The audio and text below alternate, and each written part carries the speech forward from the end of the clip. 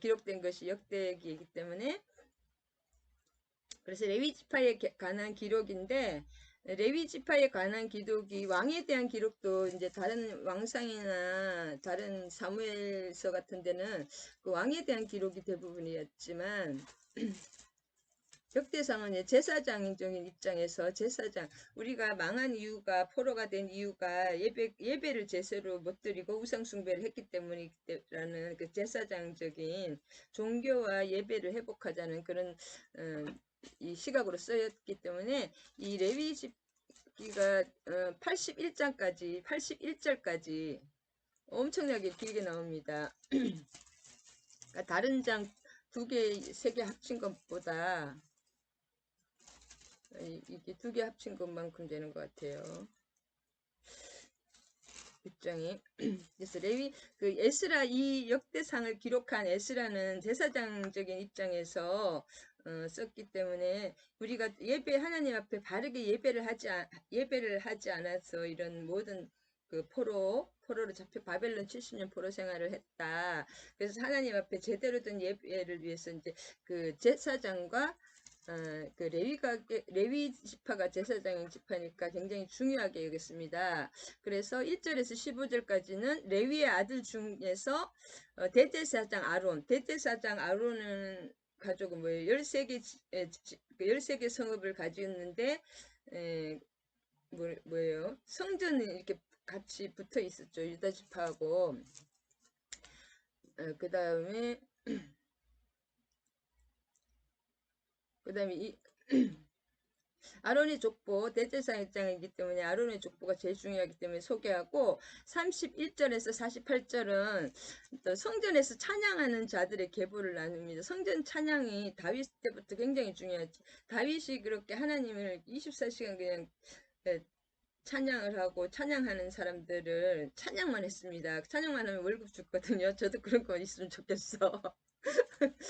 찬양만 하는 그런 집회. 하나님을 찬양하기 위해서 우리를 지었고 사람도 하나님의 형상과 모양을 가지고 하나님이 우리를 창조했기 때문에 사람이 제일 좋아하는 것은 칭찬입니다. 사람도 칭찬을 통해서 여러분 칭찬으로 훈련하시기 바랍니다. 칭찬 좋은 점을 계속 얘기해 줘야 됩니다.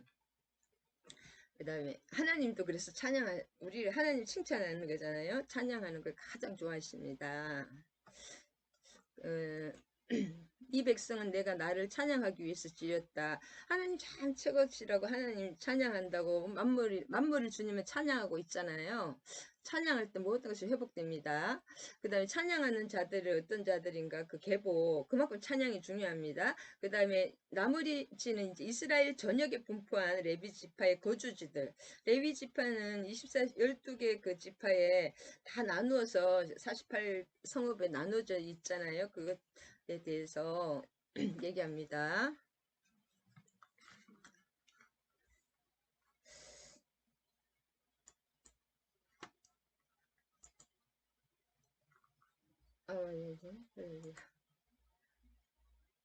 우리가 좀 저도 하도 많은 걸 해가지고 요새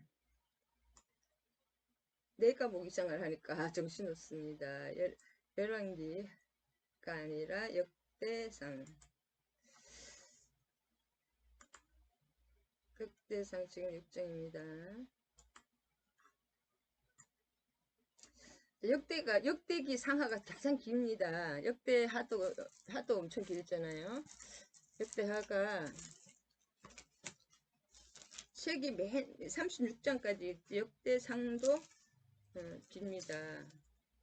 상하가 한 권이니까 29장까지 좀 긴 편입니다. 조금 긴 편이지만 자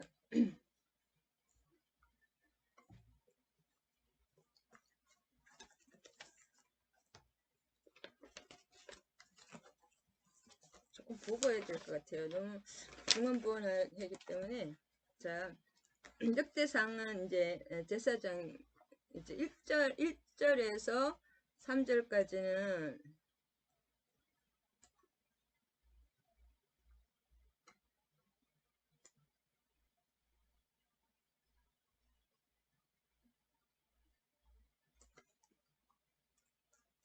이제 역대상 5장에서는 요단 동편에 르우벤, 갓, 므낫세 반집, 므낫세는 너무 많아가지고 그런지 두 지파로 나눴습니다. 여러분 이거를 므낫세 반지파라는 지파가 있는 줄 알았는데 그게 아니라 므낫세가 여러분이 보시면 므낫세가 누구예요? 요셉의 둘째 아들인데 거의 장자 역할 하나 야곱이 이렇게 했잖아요. 그래서 장자가 이제 둘째지만 장자 역할을 했기 때문에 그다음에 여기선 출애굽한 당시였잖아요.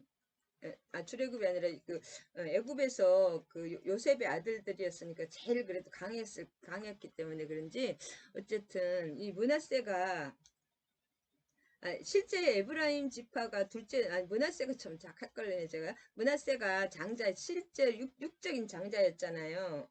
그래서 에브라임 둘째가 장자 역할을 했지만은 므낫세가 그래도 실제적인 그 장자였기 때문에 첫째 아들 맏아들의 요셉의 맏아들이었기 때문에 그런지 일단 강성했어요. 그래서 반으로 쪼개서 요단 동쪽과 요단 서쪽에 있기 때문에 므낫세 반지파라고 하는 겁니다. 므낫세 반이라는 지파는 없어요. 2분의 1, half, 반이라는, 그래서 므낫세 반지파가 이런 뜻이고, 그 다음에 이걸 온 김에 나중에 단지파가 나중에 거의 나오지 않습니다. 스불론 지파와 단지파는 족보가 안 나와요. 그 이유도 있겠지만 또 그 다음에 루벤, 므낫세, 갓집 이 세 지파는 므낫세 반이지만 지파는 어떻게 됐습니까? 요단을 건너지 않고 요단 동편에 목초지가 너무 좋았잖아요. 다 목축업 유목민이기 때문에 자기들이 또 가축을 많이 가지고 나왔잖아요. 특히 므낫세 같은 경우에는 루벤은 또 장자로서 또 있잖아요. 실제적인 12지파의 장자였기 때문에 그러니까 여기를 제일 좋은 데를 차지해버린 거예요. 그 다음에 우리는 이제 이미 이 땅을 달라고 요수에게 해서 이 땅을 이 사람들이 이미 분배를 받았습니다. 근데 가나안 땅에 안 들어갔기 때문에 하나님은 가나안 땅에 들어가라고 했는데 그 육적인 것을 따라가다가 므낫세 갓 루벤 지파는 어떻게 안 좋은 거 온갖 그 이방의 우상 숭배와 그 음란을 받아들였잖아요. 그렇기 때문에 없어졌어. 제일 빨리 망했습니다. 이 세 지파가. 이 다른 또 이방 민족들이 가만히 놔두지 않잖아요. 그래서 육적인 걸 너무나 좋아. 롯과 마찬가지입니다. 롯. 성경에서 아브라함의 조카 롯이 막 육적으로 너무 좋은 환경을 자기가 차지했잖아요. 아브라함이 네가 좋을 대로 가라니까. 그래서 소돔과 고모라가 너무 멋지고 아름다웠고 세상적으로 봐서는 돈 많고 막 부흥하는 거 따라갔다가 제일 먼저 망했습니다. 그 다음에 여기 지도를 보면 먼저 우리가 여러분 너무 작아서 안 보이겠지만 유다 지파가 여기 남쪽에 있죠. 남유다죠. 남유다 옆에 오른쪽에 조그맣게 베냐민이 붙어 있습니다. 베냐민이 붙어 있었는데 이 베냐민이 처음에는 굉장히 베냐민은 굉장히 막내라서 안 좋게 평가를 했거든요. 야곱이 살키는 이따가 베냐민 지파에 대해서 그랬는데 베냐민이 마지막에 그 다음에 유다와 베냐민이 원수였죠. 사울과 다윗 가문의 완전히 원수 가문이었거든요. 결국 베냐민과 다윗과 사울 때문에. 근데 베냐민이 나중에 유다로 편입이 돼서 굉장히 하나님께 크게 쓰임 받는 거예요. 유다 지파를 위해서. 그 이유에 대해서 오늘 이따가 보겠습니다. 그 다음에 단지파도 나눠져 있죠. 단지파가 여기도 있고 요단서편 이렇게 나눠진 거예요. 단지파도. 빌하의 막내 아들이잖아요. 빌하 맞는 게 이거 헷갈려요. 틀리면 안 됩니다. 라헬의 그 종 빌하가 단과 뭐예요? 납과 단을 낳거든요. 납이 아니라 납달리와 단. 그런데 나중에 이 단지파도 족보가 없습니다. 스불론 지파와. 그래서 그것을 일단 지도를 조금 참고하고 그래서 이 6장을 그 경계로 요단강이라면 요단강이 만약에 레위 지파는 중립적인 지파잖아요. 어떻게 그 제사장 지파니까 그 이렇게 성전 봉사하는 지파니까 그러면 5장은 요단 동편 아까도 말했죠. 요단 동편에 대한 요단 동편 이 므낫세가 루벤 빨리 일찍 망했죠. 하나님의 명령을 안 지킨 건데 그거에 대한 얘기였다면 이제 6장 레위기를 기준해서 7장은 요단 서편에 대한 이 요단 서편에 에브라임하고 유다 이 지파들 그러면 이 지파들에 대한 기록입니다. 이사갈부터 나오지 별로 그거 그래서 이건 역사니까 좀 훑어보고 지나가겠습니다.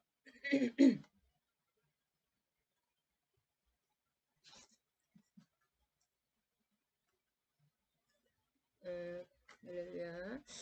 그래서 여기서 레위의 아들들이잖아요. 이제 이 6장을 제사장 레위 지파참 레위 지파의 아들 중에서 제사장이 제일 중요하잖아요. 레위의 아들 중에서 게르손과 그핫과 고핫 그핫 같은 고핫과 무라리 이게 굉장히 중요하죠. 이걸 맺는 사람들이죠. 그핫의 아들들은 아므람과 그핫의 아들에서 쭉 나오고 그 다음에 아므람의 자는 아론과 모세가 이 아므람의 자손이기 때문에 중요합니다. 제일 중요한 것은 꼭 나옵니다. 그 다음에 아므람의 세 자녀 아론과 여러분 잘 아론과 모세와 미리암 이렇게 쭉 나오죠. 그 다음에 아론의 자녀 나답 4명인데 나답과 아비우와 엘라살과 이다만 나답과 아비우는 처음에 이제 제사장이 먼저 됐죠. 첫 번째 둘째 아들이니까 근데 하나님께 예배를 잘 드리다 말 잘못 다른 부를 드리다가 죽었습니다. 그러니까 하나님께 예배 드리는 것은 하나님 앞에 나아가는 것은 저도 또 이렇게 좀 두려운 마음으로 경외하는 마음으로 우리는 지금 나가야 됩니다. 그리고 나중에 엘라살과 이다말이 그 역할을 다 했죠. 제사장 역할을. 특별히 엘라살과 비나스가 이제 계속 역할을 합니다. 그 다음에 아론이 죽고 나서 모세를 도와줬죠. 이 사람들이 제사장으로서. 그 다음에 엘라살 다음에 비나스가 계속 나오잖아요. 성경에. 그 다음에 쭉 이렇게 나오고 8절에 보면 아비훗은 사독을 낳았다는 여러분 제사장 중에서 그 사독 가문이 갑자기 사독 가문으로 바뀌는 장면이 있죠. 언제서 바뀌냐면은 다윗이 다윗 사람들이 다윗을 반역했잖아요. 요압하고 다 그 사람들이 다윗이 늙었을 때 반역했을 때 제사장 아비아달하고 모든 그 요압 장군하고 막 유력한 사람이 다 이제 젊고 멋진 그 젊은 아들한테 다 갔는데 이 사독이 지켜줬습니다. 그래서 이때부터 이제는 사독 가문이 계속 이어지는 거 아시죠? 사독 가문만 제사장을 할 수 있게 그 역할이 바뀐다. 그 다음에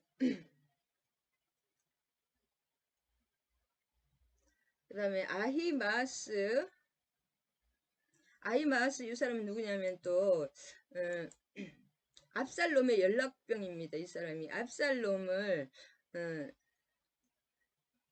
압살롬이 그렇게 반역하고 있다는 것을 연락을 해주는 거예요. 아히마스. 그래서 다윗이 살 수가 있었습니다. 압살롬의 또 그걸 미리 얘기해 준 사람이 아히마스. 그 다음에 여기가 요하난이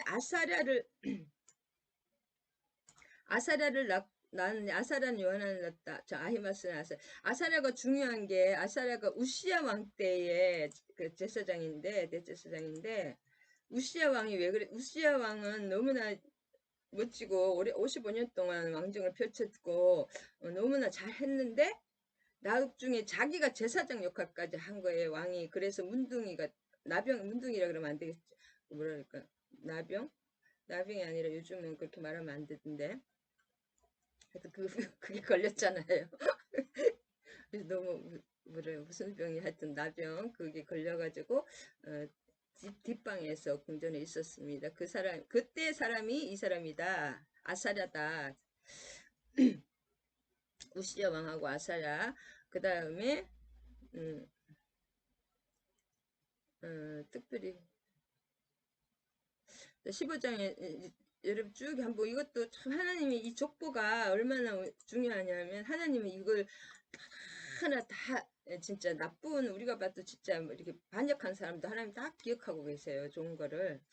그래서 15절에 여호와께서 느부갓네살의 손으로 유다와 예루살렘 백성 옮길 때 여호사닥도가 아니라 그런 느부갓네살이 포로를 다 끌고 어디로 간 바벨론으로 갔잖아요. 이 유다 사람들 다 포로를 갈 때 그 여호사 제사장도 잡혀간 거에 같이 끌려간 거죠. 그다음에 레위의 아들 게르손과 그압과 므랄이 굉장히 중요하죠. 굉장히 제일 그다음에 이렇게 쭉 이 사람들이 쭉 중요하고 그다음에 이 61절에서 81절까지 쭉 요약해 보면은 그앗 자손 게르손 무라리 그 레위의 세 아들이 굉장히 이제 계속 나오잖아요. 그 레위 지파를 하나님은 레위 지파로 하여금 성막의 모든 비품을 관리하고 사용하고 제사를 집례하고 그다음에 이스라엘 백성을 위한 의무를 이행하도록 이 레위 지파 사람들이 성막의 청소부터 모든 문지기부터 다 이 성막의 관리 그리고 아무나 들어오면 또 죽입니다. 왜냐하면 그 하나님의 성전을 망가뜨리는 거니까. 이렇게 레위 족속은 하나님이 자기 백성에게 베푸시는 구원의 은혜를 전달하는 자들로 성전 일을 하게 구별되었습니다. 구별된 족속이다. 그래서 이 사람들은 그 기업이 땅이 없잖아요. 이렇게 이 성전 이걸로 이제 하나님이 기업을 주셨기 때문에 지금으로 봐서는 헌금으로 사는 거죠. 어디로?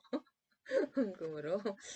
그 다음에 따라서 역대기 기자는 이들에 관하여 세밀한 관심을 역대기 기자가 누구면 에스라 학자, 에스라자, 또 제사장 이런 가문이잖아요. 에스라 학자, 에스라.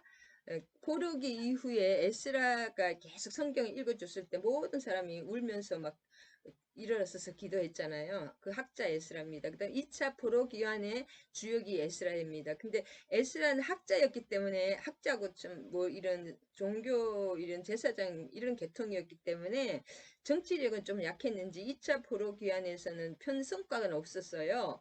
근데 3차 포로 기환 느헤미야가 그 술 맡은 그 관원장이었잖아요.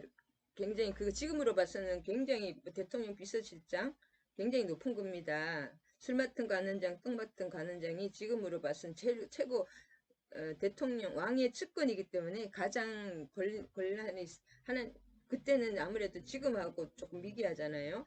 옛날이니까 가장 가까운 그 이겁니다. 하여튼 실세 문고리왕이라고 하면 나겠죠. 지금 문고리 실세라고 할 수 있습니다. 느헤미야가 그래서 느헤미야가 그 포로 귀환할 때 3차 포로 귀환할 때 그 무슨 왕이에요? 그 왕이 자기의 그 왕을 이렇게 호위하는 호위병들을 왜냐 굉장히 위험했거든요. 옛날에는 서로 죽고 죽이고 막 하니까 그 호위병들을 마차를 대하고 계속 지켜줬습니다. 로에미아가 성전 재건할 때 그 왕의 바벨론 바벨론인가요, 그때가? 그 왕의 그 호인 부사들이 와서 지켜줬어요. 그랬기 때문에 가능한 겁니다.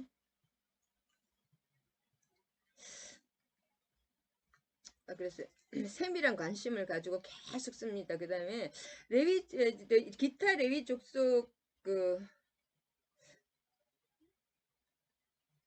그다음에 1절에서 그 1절에서 그 15절까지는 대제사장 아까도 봤지만 대제사장 아론의 에, 아론의 반차라 아론의 그 아들들이 쭉 이렇게 아론의 계보를 족보를 바벨론 포로 시기까지 기록한 거예요. 바벨론 포로와 그 이후가 또 다르잖아요. 시대가 달라지니까 둘째 부분 또 16절에서 레위야 16절에서 30절까지는 이제 기타 레위의 족속에 대한 기록이고, 셋째 부분 또 31절에 기타도 굉장히 다 중요하니까 다 넣어놨겠죠. 31절에서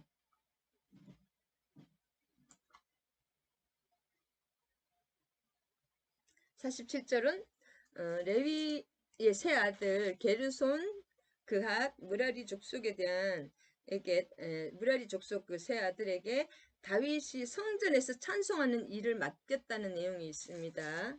자, 한번 31장에 찬송하는 일이 굉장히 중요한 것을 계속 찬송한 언약궤가 평안을 얻었을 때에 다윗이 언약 여호와의 성전에서 찬송하는 직분을 맡긴 자들은 아래와 같았더라. 그래서 그 다윗이 찬송을 계속 그 사람들과 이 악기와 사람들을 이렇게 그 사람들 월급을 주면서 그렇게 했잖아요. 계속 그렇게 찬송을 24시간 하고 다윗의 장막이라고 유명하지 않습니까? 그 궤 앞에서 계속 찬양을 한 거예요. 하나님 그만큼 찬양을 본인도 찬양을 좋아했고 하나님께 찬양을 잘 드렸습니다. 그래서 참 다윗이 축복받은 비결은 또 찬양이라고도 할 수가 있거든요. 솔로몬이 예루살렘에서 여호와의 성전을 세울 때까지 그들이 회막 앞에서 찬송하는 일을 행하되 그 계율대로 직무를 행하여 엄청나게 지금 비용도 많이 들이고 그 찬양하는 일에 다윗은 모든 것을 쏟았습니다. 성전이 짓기 전에 회막 앞에서 계속 그게 다윗의 장막이잖아요. 그래서 하나님 거기서 찬양하는 자와 함께하고 찬양 가장 좋아하시는데 다윗은 하나님을 항상 시편에도 모든 다윗의 찬양이잖아요. 그리고 성령이 임하면 찬양을 하게 됩니다. 저도 찬양을 참 좋아했는데 요새는 말씀 때문에 찬양이 좀 등한히 하고 있는데 찬양을 많이 해야 됩니다. 그 다음에 레위의 세 아들 게르손과 무라리 미라리 족속에게 제일 중요한 찬양을 맡긴 거예요. 다윗이 그 얘기입니다. 그 다음에 다윗이 성전에서 찬송을 하는 그 일은 뭐예요? 축복받는 비결입니다. 다윗의. 그 다음에 넷째 부분 49에서 54장인데 저도 지금 간단하게 간증을 하면은 고3 때 찬양을 하고 다녔어요. 제가 하려고 그런 게 아니라 어떤 우리 학교가 미션 스쿨이라서 이 교회 저 교회 계속 할렐루야 찬양만 하고 다녔는데 하나님이 축복을 많이 해주셨어요. 공부를 하나도 안 했거든요. 지금 생각하니까 하나님이 축복해 주신 것 같아요. 좋은 대학을 갔습니다. 하나님이 축복하셔서. 넷째 부분 49절에서 53절까지는 아론에서부터 아히마스까지 계보입니다. 아론에서부터 쭉 이렇게 아히마스까지 계보. 그다음에 마지막 54에서 마지막 부분까지 81절까지는 그들이 거주한 곳은 사방 지기 안에 그들의 마을은 아래와 같으니라. 아론 자손 그앗 자손이 먼저 제비를 뽑았습니다. 자, 제비 뽑는다는 것은 다 하나님의 뜻대로 하기 때문에 이 사람들 불평이 없는 거예요. 안 그러니까 사람이 했으면 또 불평 불만이 조금 누가 좋은데 나쁜 땅이 갈 수가 있잖아요. 이 집 그걸 거주지니까 그래 불평이 없었습니다. 근데 우리도 우연히 하는 것이 아니라 우리의 모든 것이 예수 안에서 하나님의 뜻입니다. 고난이 있더라도 감사하시기 바랍니다.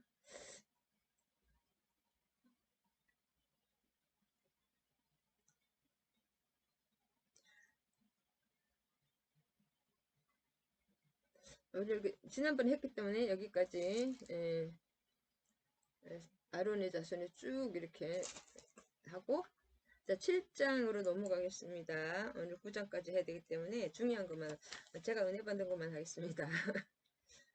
이사갈의 아들들이라고 나오죠. 이사갈의 아들들. 자, 이사갈은 아까 보면은 이사갈이 어디예요? 이사갈 여기 북이스라엘 아셀 이사갈 스불론 북이스라엘입니다. 그래서 북이스라엘의 그 역사에 대해서 지금 이사갈 아들이라는 것은 북이스라엘의 역사에 대해서 나오는 건데, 이사갈의 아들들은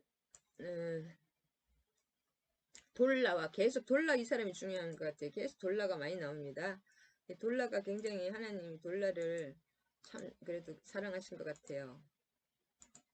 이정에도 돌라가 나오고 여기도 돌라가 나오고 돌라와 계속 돌라 나옵니다. 이름이 많이 나온다는 것은 그만큼 하나님이 그 사람에게 하여튼 관심이 있는 겁니다. 돌라와 부하와 야숫과 돌라의 아들들은 계속 나옵니다. 돌라의 아들들은 그 아들 우시, 이렇게 우시, 돌라의 가문 우시, 그들 쭉 그 계보가 쭉 나옵니다. 7장을 요약하면은 유다의 북쪽에 위치한 지파 중에서 언급되지 않은 나머지 지파들입니다. 앞에서 언급되지 않은 5장에서 언급되지 않은 지파들. 아주 6장에서 지금 이사갈 지파와 베냐민 지파, 납달리 지파, 문하세 반은 우측이고 반 지파와 에브라임 지파 그리고 아셀 지파의 두 순으로 되는데 1절에 쭉 기록되어 있는데 1절에서 5절까지는 이사갈의 아들들에 대한데 이거 창세기 46장과 민수기 26장에도 그대로 언급되어 있습니다. 여기에 그 에스라, 이 책의 기자 에스라는 역대상 21장과 사무엘하 24장에 인구조사를 첨가했습니다. 추측을 하는 것입니다. 그 기록 내용을 보고 학자들이 이사갈 지파는 돌라라는 인물을 중심으로 기록되어 있고 그 역대기 기자 에스라는 하나님 왕국을 위하여 쓰인 인물에 초점을 두었습니다. 그래서 이 돌라라는 인물이 하나님 왕국에 왜냐면 여단 서쪽에서 그 하나님 왕국이 있다는 그래도 결정이 되잖아요. 그게 초점이 두고 이거 내러티브이기 때문에 기자가 역대기 기자 에스라가 의도를 가지고 쓰였기 때문에 그 의도를 읽어내는 것이 중요합니다. 하나님의 의도. 역사도 중요하지만 할렐루야. 그래서 7장 6절에 베냐민의 아들들이 나오는데 베냐민의 아들들은 벨라와 베겔과 유다니와 세 사람이며 그 베냐민의 아들이 굉장히 나오죠.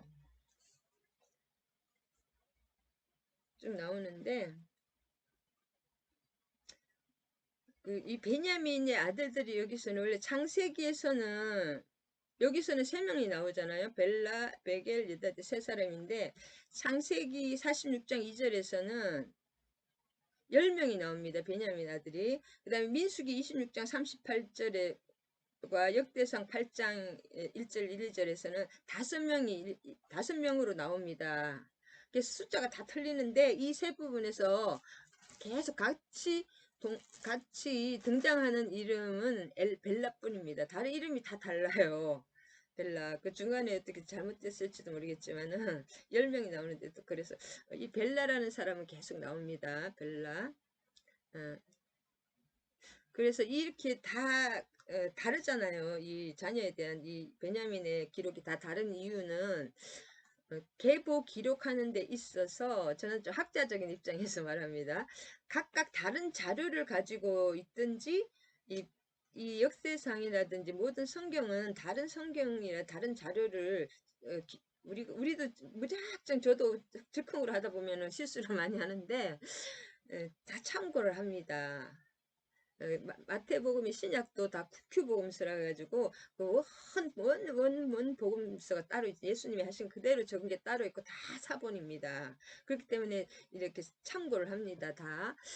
그래서 로마서 같은 거 기록한 그 로마서는 진짜 그 복음 중에 복음이라고 그러잖아요. 그러면 실제로 예수님을 만나지는 않았잖아요. 이 영적으로는 만났지만 사도 바울이 그러면 마태복음을 참고했을 것이라는 학자들의 우리 교수님의 주장입니다. 그렇지 않고는 그렇게 정확하게 알 수가 없다. 그리고 주의 복음을 내가 생각나는 대로 하면 큰일 나죠. 일단 확정이 된 그런 책을 정확하게 하나님도 기록하시니까 기록된 정확한 문서를 보고 확정을 해야 됩니다. 그래서 기록 목적에 따라서 이렇게 다른 기능을 부여했든지 아니면은 여기서는 군사적인 기능 면에서 제시했습니다. 왜냐하면 계속 용맹한 장수, 우두머리 큰 용사라, 군사적인 싸움을, 이때는 왜냐면 싸움을 하는 시대잖아요. 그래서 얼마나 싸움을 잘하느냐. 가나안 정복을 하기 위해서는 가나안 원주민을 쫓아내야 되기 때문에 큰 용사라 이 얘기만 계속 나옵니다. 큰 용사라. 벨라의 아들들은 그 집의 우두머리요 큰 용사라. 큰 용사로 싸울 사람이 한 5명 정도 되었는가 봐요. 그래서 전체적인 다 개수를 하면 22,034명이라고 나옵니다. 베냐민 지파가.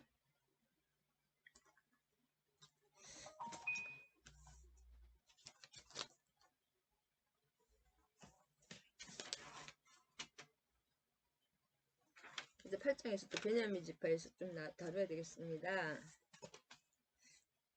그래서 여기는 계속 굉장히 강성하고 이사갈 지파부터 시작해서 우두머리라 대대로 용사이더니 계속 용사였습니다. 싸움도 굉장히 잘하고 이사갈 지파가 강한 용사, 우두머리, 용감한 장사, 계속 인간의 강함이 드러나 있는데 이것을 통해서 에스라가 말하고 싶은 이스라엘의 역사 중에서 힘과 용맹의 그 역사를 좌우하지 않는다. 그것을 강조하는 거예요. 이 이사갈과 여기 모든 지파들은 뭐예요? 싸움을 잘하고 엄청 용맹했다. 인간이 강한 용사였다는 뜻인데 이것이 의미가 없다는 것을 인간의 강함과 육신의 용맹함이 소용이 없다. 그들도 그냥 있었다. 이렇게 하나님이 이 사람들이 중요했다는 것이 아니라 그들이 있었다는 잃어버린 사람들의 기억입니다. 이 사람들은 메인이 아니라 어떤 변방에서 하나님이 이런 사람들 있었다. 왜 하나님의 역사에 있어서는 육신의 강함으로 되는 것이 아니라 하나님에게 순종하며 야곱이 에서보다 훨씬 약했잖아요. 집사람이라 그랬지. 에서는 막 털도 막 완전히 남자다운 사람이었지만 야곱은 이렇게 좀 남자로서는 진짜 집안에만 맹돌고 이상하잖아요. 그렇지만 하나님은 그 인간의 육신을 가지고 쓰지 않는다. 하나님의 역사 그것을 보여주는 것입니다. 지금 이 7장에서는 그래서 하나님이 이 사람들이 중요하다고 있는 게 아니라 하나님은 다 기억을 하십니다. 우리는 사람은 또 막 TV에 나온 사람만 기억하지만 하나님은 이런 용감했다 그러는 걸 다 기억을 하십니다. 할렐루야. 그래서 7장에서는 인간의 용감함과 힘과 용맹이 하나님 앞에 소용이 없지만 기억은 하신다. 그걸 보여주십니다. 하나님은 모든 걸 기억하시죠. 그 다음에 8장에서 이제 좀 중요한 베냐민 지파에 대해서 나옵니다. 8장. 베냐민 지파의 족보가 여기서 계속 나오는데 왜 막내 베냐민이잖아요. 이 한 장 전체가 베냐민에 대해서 나옵니다. 사울의 죽음도 한 장으로밖에 안 나오는데 이 8장 전체를 베냐민 지파에 대해서 40장까지 이렇게 나왔느냐. 그 이유는 베냐민이 막내였고 별로 창세기 한번 보겠습니다. 베냐민에 대한 기록을 잠깐 창세기 49장 라헬의 막내 아들이었잖아요. 49장 베냐민이. 그리고 엄마가 낳고 바로 죽었. 베냐민을 낳다고 죽었. 아들은 낳았지만 엄마는 죽었잖아요. 그 아들이니까 27절에 보면 야곱이 베냐민을 이렇게 다 유다를 이렇게 축복했잖아. 유다는 왕이 될 것이다. 그래가지고 뭐 납달리는 암사슴이라 아셀은 뭐 이렇게 수라상 뭐 계속 이렇게 갓은 이렇게 싸움을 잘한다. 다 이렇게 축복을 다는 싸움을 잘하고 그런 다 용감하게 좋은 얘기 다 했습니다. 그 하나하나 아들 12아들에 대해서 뭐 다 단집하는 백성을 심판한다. 다 이렇게 좋은 얘기를 했는데 베냐민에게 한 그 이제 유언이나 축복의 유언인데 베냐민은 물어뜯는 일이라 이게 왜냐면은 야곱이 죽기 전에 이렇게 자식들을 축복한 내용이잖아요. 근데 베냐민은 좋은 내용이 없어요. 물어뜯는 일이라 막내 아들이잖아요. 그러니까 좀 엄마가 죽었으니까 그 다음에 야곱이 얼마나 또 라헬을 사랑했습니까? 그 라헬이 죽으면서 낳은 아들이니까 요셉과 베냐민을 그렇게 사랑했잖아요. 다른 자식들은 내몰라 하고 야곱이 편애를 심하게 했는데 그래서 그런지 너무 버릇이 없는 거예요. 베냐민은 물어뜯는 일이라 아침에는 빼앗은 걸 먹고 저녁에는 엉킨 것을 나누니라. 아주 애가 그냥 막 이리처럼 이렇게 물어뜯는 애라는 거예요. 한마디로 아버지가 이렇게 유언을 할 정도면은 좀 별로잖아요. 공격적이다는 거죠. 공격적이다. 베냐민 지파가. 그래서 아침에는 빼앗은 것을 먹고 저녁에는 움킨 것. 그다음에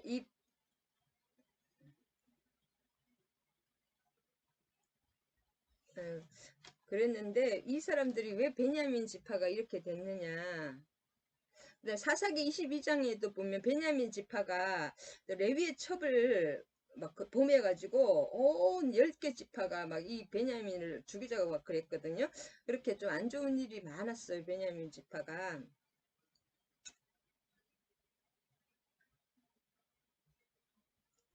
음. 근데 왜 베냐민 지파가 이렇게 축복을 받았느냐 그 이유를 보면 왕상을 보면 알 수 있습니다. 왕상 12장 21절.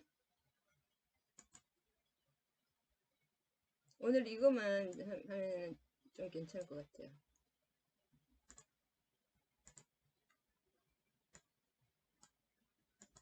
왕상 12장 21절입니다. 베냐민 지파가 어쨌든 그 포로 기한 이후에 축복을 받았고 에스라가 저렇게까지 기록을 한 거 보면은 엄청난 하나님의 관심과 축복을 받았잖아요. 그다음에 베냐민 지파가 유다 지파와 유다 지파에 딱 붙어 있는 지파는 베냐민 지파잖아요. 10지파는 다 북이스라엘로 나중에 다 일찍 130년 전에 망해버렸죠. 근데 베냐민은 그 유다에 붙어서 축복의 반열에 들어간 이유가 있습니다.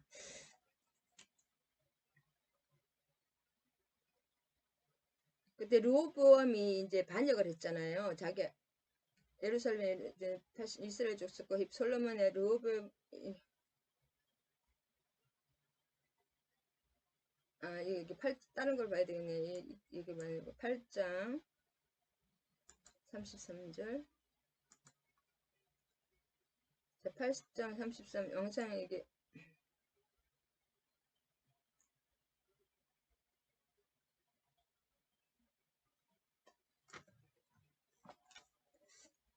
3상 18절을 봐야겠습니다. 제가 색깔을 3상 사무엘상에 나오죠. 이게 참 내가 왜 이렇게 써있나? 사무엘상 18장.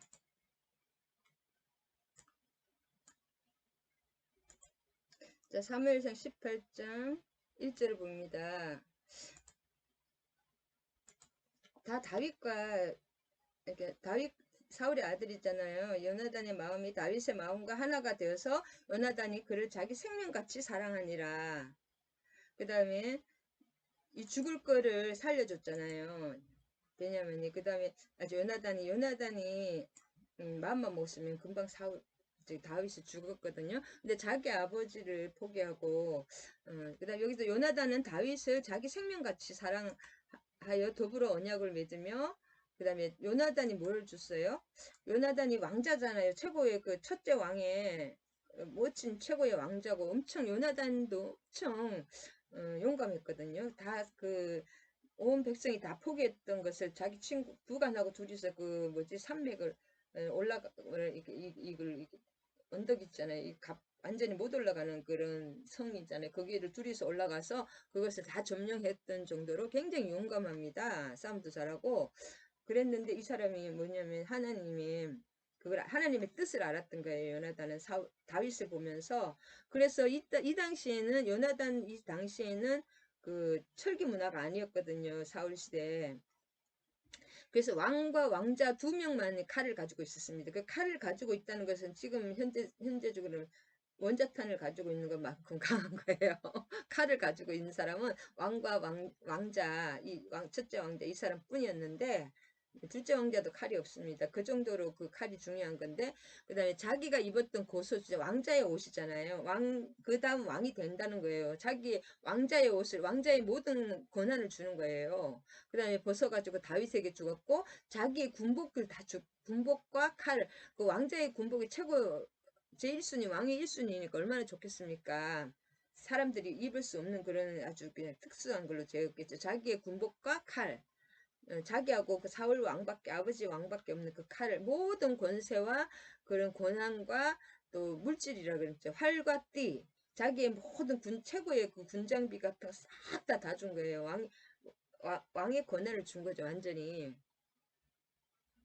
그랬기 때문에 요나단이 이렇게 했기 때문에 요나단 같이 자기 생명 같이 사랑하기 때문에 나중에 다윗이 그 약속을 지켜서 다른 사람 다 죽였는데 그 무비보셋 있잖아요. 무비보셋 그 요나단의 아들이 유모가 뛰어가다가 도망가다가 그 떨어져가지고 애가 다리를 계속 절었잖아요. 다리를 이렇게 절었잖아요. 끝까지 그 무비보셋에서 요나단의 그 결단 때문에 지혜로운 요나단 때문에 다른 사람들은 다 죽었는데 왕족은 죽거든요. 특별히 그 다윗을 죽이려고 했기 때문에 그 끝까지 그 다윗이 그래서 이 할렐루야 제가 착각 베냐민 할렐루야 베냐민 지파가 이 요나단 때문에 이렇게 된 거예요. 결국은 무비보셋과 그 요나단 그 때문에 그 지파가 베냐민 지파잖아요, 사울이. 그래서 이렇게 베냐민 지파가 온 지파와 그 자손을 다 살렸다. 그 다음에 하나님이 그 유다를 도와주는 귀한 지파로 그 유다 지파와 베냐민 지파가 하나가 됐잖아요. 처음에는 지금 실제로는 유다 지파와 베냐민 지파가 다윗이 실제로 7년 동안 내전을 했거든요. 그 7년 반 동안 그 헤브론만 왕이 되는데 그때 계속 그것을 왕이 못 됐어요. 그래 모든 사람이 다윗에게 안 찾아갔어요. 유다 지파만 찾아간 자기 그 동족만 있었는데 예. 그다음에 아까도 로보암이 예루살렘에 이르러 유다 온 족속과 베냐민 지파를 모았다는 거예요. 로보암 때부터 완전히 북이스라엘과 남유다가 나뉘잖아요. 북이스라엘이 배반을 했는데 그 베냐민 지파는 이렇게 로보암에게 또 붙었다. 그래서 이제 유다와 함께 왜 베냐민 지파와 원수 지파인데 다윗과 베냐민 유다 지파와 베냐민 지파는 다윗과 사울로 원수인데 왜 베냐민이 유다와 함께 하였느냐? 다윗이 베냐민 그 자손 무비보셋의 자손을 그렇게 자기 밥상에서 먹이고 연금을 주고 다 먹이 살려준 거예요, 한마디로. 그렇기 때문에 베냐민 지파는 자기가 또 그렇게 다 살려줬고 자기들을 뭐 이렇게 선대를 해줬기 때문에 유다 지파에 붙을 수밖에 없었다. 그 다음에 베냐민이 있었으니까 그래도 베냐민이 워낙 싸움을 잘하잖아요. 유다 지파가 두 지파지만 10지파를 상대할 수 있었다. 그런 제 추측입니다. 그렇게 안 그러면 북이스라엘로 갔으면 다 죽었죠. 자손 만대. 그래서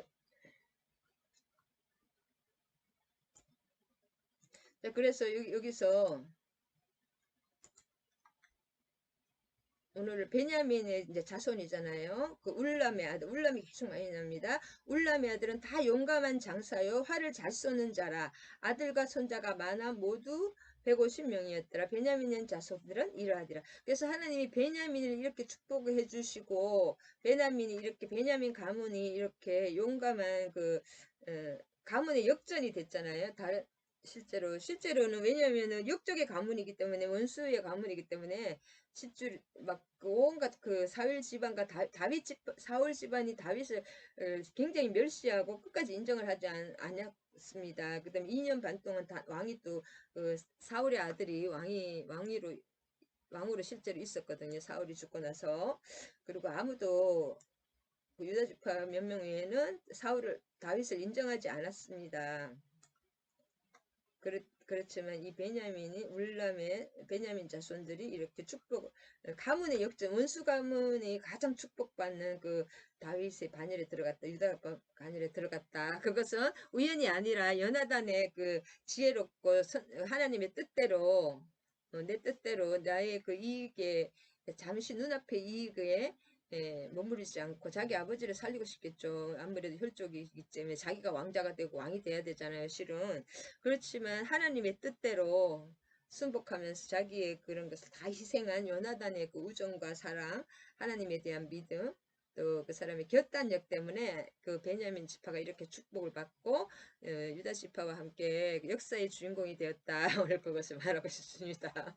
할렐루야. 오늘도 시간이 어떻게 됐는지 모르겠네. 네, 오늘 9장까지 해야 됩니다. 10장부터 또 다음 주에 해야 되기 때문에. 자, 9장을 빨리 요약하면은, 이제 유대 지파, 포로에서 그 돌아온 사람들이 있잖아요. 이스라엘에 처음으로 거주한 사람들이 어떤 사람들인가? 이때는 포로가 아니잖아요. 이때는 이제 포로에서 돌아온 사람들, 계보는 끝났고, 그래서 그 족보 1절에서 9절에는 그 결국은 다윗의 통치를 말하고 싶은 거잖아요. 에스라, 기자 에스라는. 그러면은 1절에서는 지금 어떤 사람이 돌아왔는가 그거에 대해서 쭉 나옵니다. 9장에는. 그다음에 맨 처음에 온 이스라엘이 왜 그 계보대로 계수되어 이제 9장 이전까지 계속되어 있잖아요. 그다음에 왕조실록이 다 기록되어 있는데 왜 이렇게 그 포로가 되었느냐? 유다가 범죄함으로 말미암아 바벨론으로 자, 북이스라엘은 아예 이미 130년 전에 먼저 망했고 그리고 치지를 않습니다. 종교적으로 북이스라엘의 계보는 하나도 안 나와요. 왜냐하면 종교가 벌써 금송아지 처음부터 금송아지로 시작해서 금송아지로 끝났기 때문에 종교적인 입장에서 쓰여진 거지 제사적인 입장에서 이 역대상은 그렇기 때문에 남유다만 치입니다. 유다가 범죄함으로 말미암아 바벨론을 하나님께 예배를 잘못 드렸기 때문에 바벨론을 사로잡혔다 이거예요. 에스라 기자가. 그 다음에 열왕기라든지 다른 여호수아라든지 사무엘서는 뭐 정치를 잘못했고 그 잘못한 거 이런 것 때문에 갔지만은 에스라는 예배를 잘못해 우상 숭배 때문에 망했다는 거예요. 범죄가 우상이라 여기서는 범죄. 그것을 종교적인 입장에서 예배적인 제사적인 입장에서 바라보았다. 그 다음에 과거 70년간 포로 생활한 이유가 여기 범죄했다. 예배를 잘못 드리고 우상 숭배했다는 것을 보여주는 거고 그 다음에 그들의 땅 안에 있는 성읍에 처음으로 거주한 사람이 누구예요? 그 포로 시대 때는 실은 다니엘이라든지 안 들어 거기서 잘 먹고 잘 사는 사람은 못 들어왔습니다. 왜냐면 거기서 이미 터가 너무나 굳어져 있기 때문에 여러분 아시잖아요. 그 왕비 된 사람 그 다음에 다니엘이라든지 돌아오지 못했어요. 그 4대 동안 거기서 그 국무총리를 한 거죠. 왕조가 4번 변할 때까지. 그 다음에 실제로 많이 돌아오지 않았다고 했거든요. 근데 이쪽에 왜냐면 거기서 70년 동안 또 기술자라든지 똑똑한 사람만 돌아갔기 때문에 바벨론이 제일 잘 먹고 잘 살았어요. 느부갓네살 왕이 그래도 그걸 잘했기 때문에 탕평 정책이라든지 정치를 잘했겠습니다. 경제적으로도. 애굽의 거 다 뺏어오고 해가지고 굉장히 잘 살았거든요. 근데 그 사람들이 그런 걸 다 버리고 온 사람들은 멸도 안 되고 굉장히 예, 근데 누가 맨 처음에 여기서 왔느냐? 제사장들은 올 수밖에 없어요. 왜냐면 예배를 제사를 못 드리니까 에스겔이 그 그발 강가에 앉아서 울면잖아. 우리가 진짜 예배 드리기가 힘들긴 힘들었어요. 이 사람들이 제사를 지려면 양을 잡고 막 얼마나 힘듭니까? 그걸 끌고 가서 뭐 안수를 해서 막 잡고 각두고 번제 드리고 막 피 뿌리고 막 여러 가지 좀 복잡하잖아요. 근데 그때는 몰랐는데 그 예배 드리는 게 예배를 못 드리고 보니까 막 그발강가에서 그때가 그리웠다 하면서 에스겔이 막 울잖아요. 포로 입장에서. 그래서 이 제사장들은 예배를 드리기 위해서 돌아올 수밖에 없잖아요. 성전에 돌아와야 되니까. 할렐루야. 그래서 또 이때 그 누구지 에스라가 같이 왔죠. 제사장들과 레위 사람들과 예배 드리는 사람들은 돌아왔다. 제사장이 제일 많이 들어왔어요. 다른 사람들에 비해서 한 3배, 4배 제사장이 그렇게 많이 들어왔고 사람 수가 그렇게 많습니다. 그 다음에 느디님 사람들이라 느디님 사람들은 뭐예요? 물 깊고 장작 패고 그 허드렛 일을 하는 한마디로 약간 종처럼 허드렛 일을 하는 사람들인데 왜 이 사람들이 돌아왔느냐?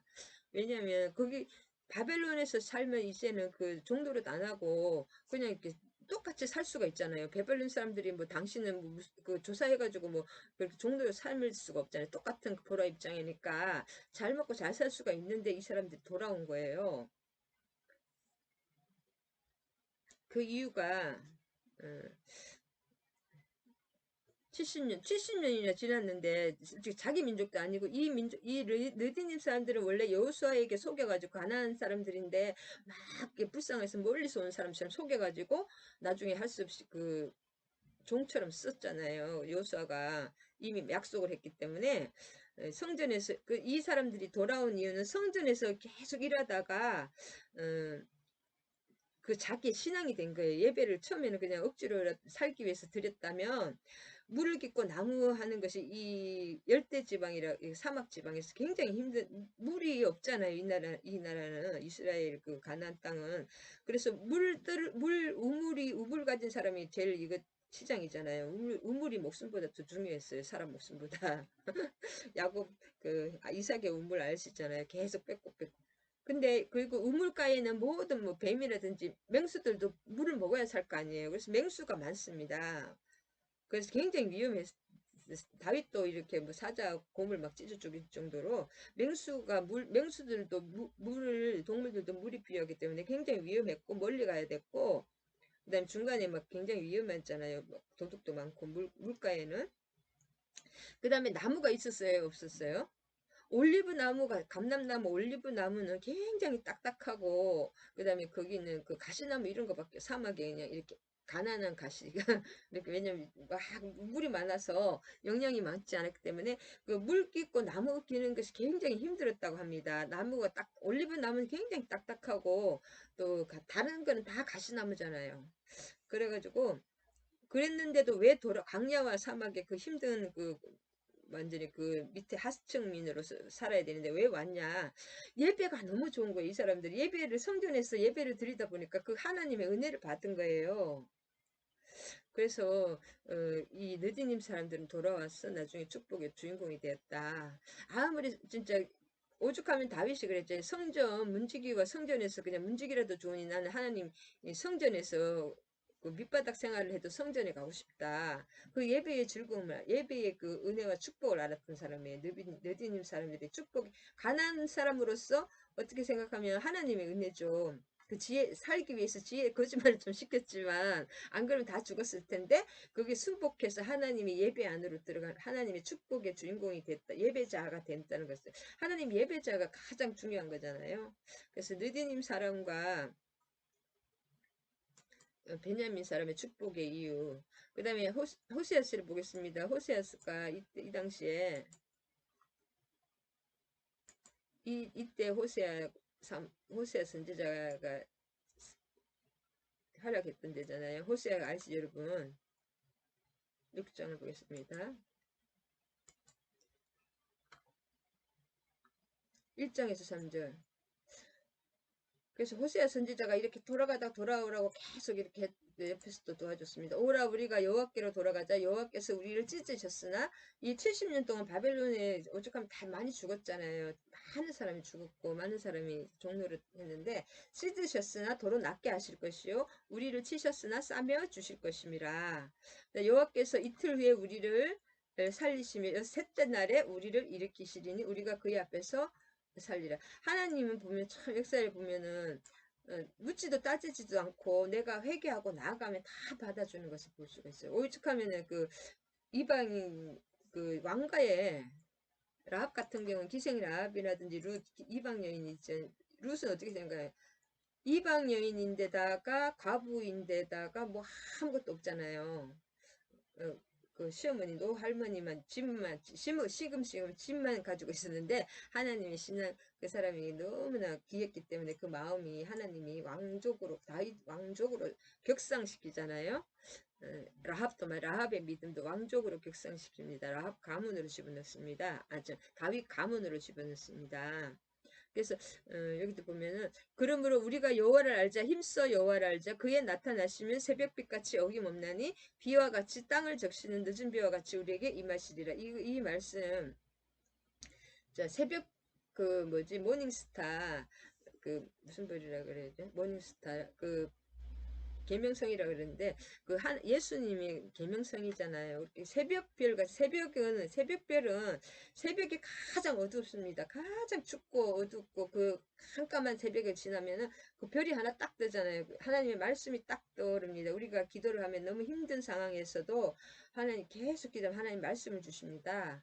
그 말씀을 붙들면은 살아납니다. 이런 늦은 사람이나 누구지 아까 베냐민 지파처럼 그래서 새벽빛같이 비와 같이 요나단이 희생한 것처럼 희생하고 그렇게 하나님을 해서 자기의 모든 것을 희생했던 것처럼 우리도 우리는 우리를 위해서 희생한 사람이 누구예요? 예수님이 이미 다 희생했기 때문에 우리가 그것을 잡기만 그 믿음을만 잡으면 겨자씨만한 믿음이 있으면은 이 산을 들어 옮겨 저기 이 뽕나무가 어디 가요? 바다에 심겨집니다. 그래서 결국 믿음 없음이 제일 큰데 우리가 믿음은 어디서 오느냐? 문제가 아무리 큰 문제도 해결될 것 같은 기도하면 그 평안이 옵니다. 제가 그래서 왜 이 평안이 오는 고 하나님 음성이 들린다 때는 어떤 사람에게 들리냐? 나의 나의 약한 점이 있잖아요. 그것을 계속 회개하면 천국이 그 약점을 하루아침에 없어지지가 않고 항상 죄는 짓습니다. 사람이 지을지라도 그 막 조금 몸부림치면서 그걸 내 죄를 막 하나님 이런 것을 하나님 뜻대로 하기 위해서 그런 것들을 자꾸 죄적인 것을 하나님의 뜻에 안 맞은 것을 버리려고 노력하는 그 사람이 완벽해서 하나님이 그런 사람에게는 하나님의 믿음이 주어지고 기도하면 응답이 주고 또 그 마음에 하나님의 뜻을 알 수가 있습니다. 그래서 감사하게 되고 하나님의 뜻대로 나아갈 때 축복을 받게 됩니다. 할렐루야. 그래서 새벽별같이 임하신다 예수님은 말씀은 어김이 없습니다. 그래서 그 하나님의 말씀이 여호와를 하나님을 알고 또 힘써 알게 하는 이게 중요한 게 여호와를 하나님을 알게 하는 것은 결국 성령의 직접적인 사역이시에요. 실제로 우리가 하는 게 아니라 하나님이 진짜 불강력적인 성령님의 은혜인데 우리가 알지를 못했지만은 그의 나타나심은 새벽빛같이 어김없는 일. 하나님이 꼭 정확하게 때에 맞춰서 내가 감당할 시험만 주시고 내가 시험을 감당하지 못할 때는 반드시 피할 길을 주십니다. 내가 기도하고 어떤 문제에 대해서 힘든 문제에 대해서 계속 기도했을 때 하나님 피할 길을 주시면 그 피할 길로 가면 되고 아무리 기도해도 피할 길을 안 주신다 그러면 그 문제를 뚫고 나가야 됩니다. 요셉과 다윗처럼.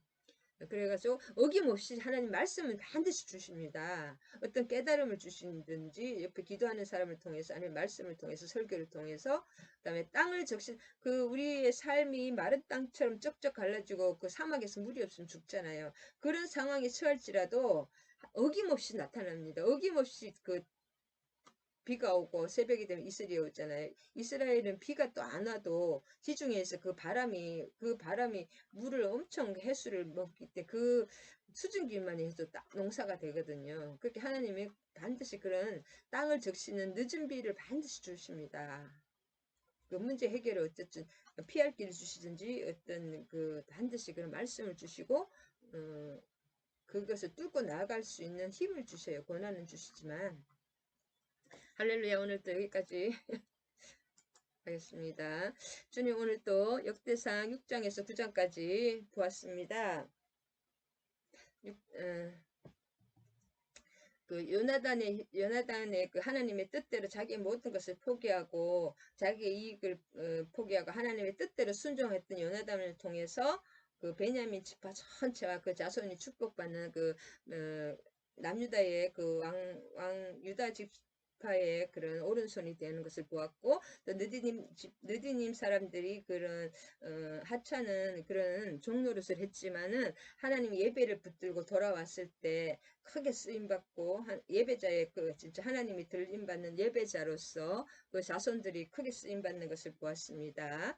우리가 하나님 예배를 통해서 내가 환경은 어둡고 새벽빛같이 어두울지라도 내가 기도하면 하나님 살아계신 하나님 그 하나님을 알고 말씀을 통해서 하나님을 알고 하나님은 어제나 오늘이나 영원토록 동일하시기 때문에 이 순간도 우리에게 역사하고 이 역사에서 우리 구약과 신약에서 일하셨던 성령님 예수 하나님 아버지께서 우리의 삶을 주관하시고 인도해 주심을 믿습니다. 우리가 그 믿음을 붙잡고 하나님의 뜻대로 순종하며 나아갈 때 그 하나님 천국의 역사, 천국 복음이 내 삶을 통해서 또 우리 가정을 통해서 자녀들을 통해서 하나님의 그 영생의 생명, 영생의 천국이 온전히 임하는 것을 믿습니다. 모든 말씀 우리 주 예수 그리스도인 받들어 간절히 기도드립니다. 하나님 아멘 아멘.